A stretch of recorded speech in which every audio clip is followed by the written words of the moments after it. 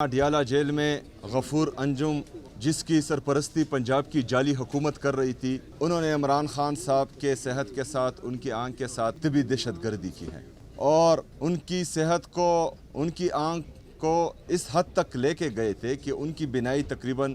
جا چکی تھی۔ اس حد تک ان کو ٹارچر کیا گیا کہ ان کو ہسپتال لانا پڑا اور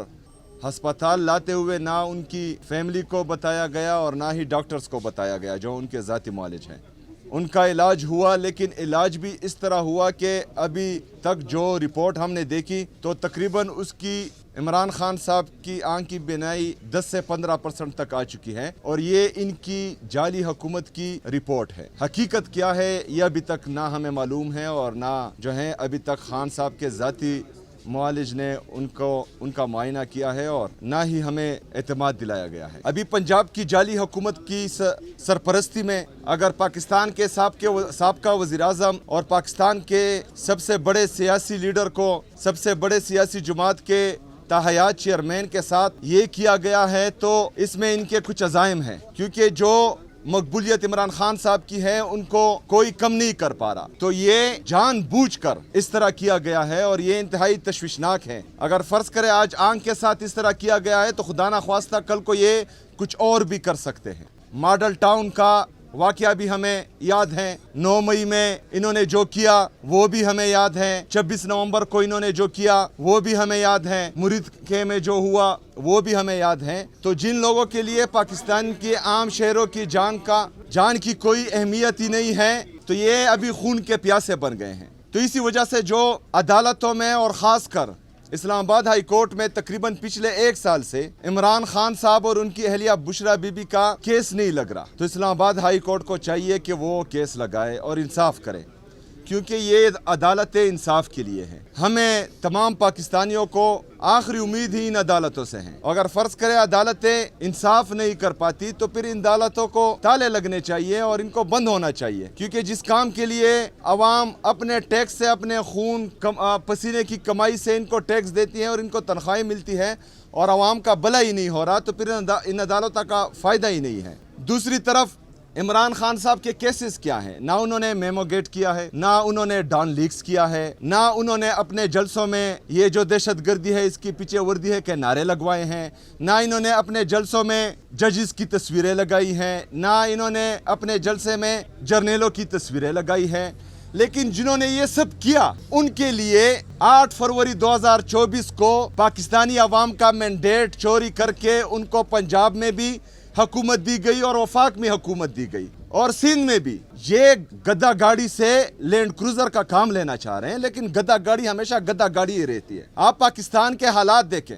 آپ نے بلوچستان میں دیکھا کیا ہوا، کس طرح کے اٹیکس ہوئے، اس کے بعد کے پی میں 3 حملے، ان کی ٹرائی کی گئی لیکن ہماری پولیس اور سی ٹی ڈی نے ان کو ناکام بنایا۔ میں ان کو داد پیش کرتا ہوں، سلام پیش کرتا ہوں کہ جس طرح انہوں نے مقابلہ کیا اور ناکام بنایا۔ لیکن بدقسمتی سے اسلام آباد میں ایک واقعہ ہوتا ہے اور اس میں کئی لوگ شہید ہوتے ہیں، سینکڑوں زخمی ہوتے ہیں، لیکن یہاں پر ملک ایک طرف بلوچستان میں، دوسری طرف کے پی میں، تیسری طرف پاکستان کے کیپٹل اسلام آباد میں حالات اس طرف جا رہے ہیں، ملک کے حالات ہاتھ سے نکلتے جا رہے ہیں، لیکن ان کے پریارٹیز دیکھیں۔ عمران خان صاحب کو جیل میں رکھنا ہے، عمران خان صاحب کے کیسز نہیں لگانے، عمران خان صاحب سے ان کی فیملی کی ملاقات نہیں کرانی،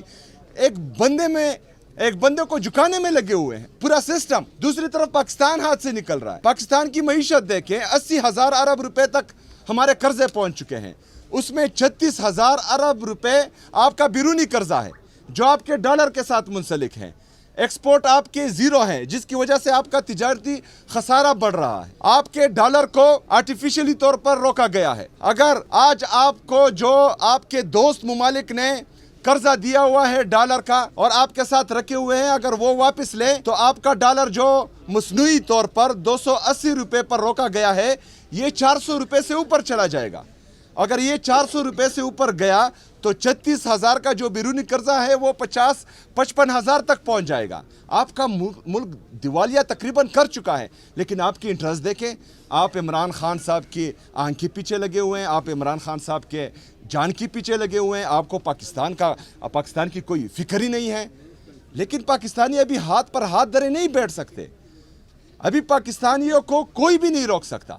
पाकिस्तानियों को, पाकिस्तान तहरीक इंसाफ के वर्कर्स को हम भी नहीं रोक सकते, क्योंकि ये इमरान खान साहब की ज़िंदगी का मसला है। पाकिस्तान के सबसे बड़ी सियासी जमात के लीडर के ज़िंदगी का मसला है और इस पर आवाम चुप नहीं बैठेगी। अगर फ़र्ज़ करें खैबर पख्तूनख्वा की आवाम निकलती है और वो खैबर पख्तूनख्वा को बंद करती है, तो इसमें मेरी पुलिस उनको रोकेगी नहीं, क्योंकि वो अपना हक मांग रही है। उसमें जो है हुकूमती जितने भी इदारे हैं सूबाई हुकूमत के, वो इनके रास्ते में नहीं आएंगे।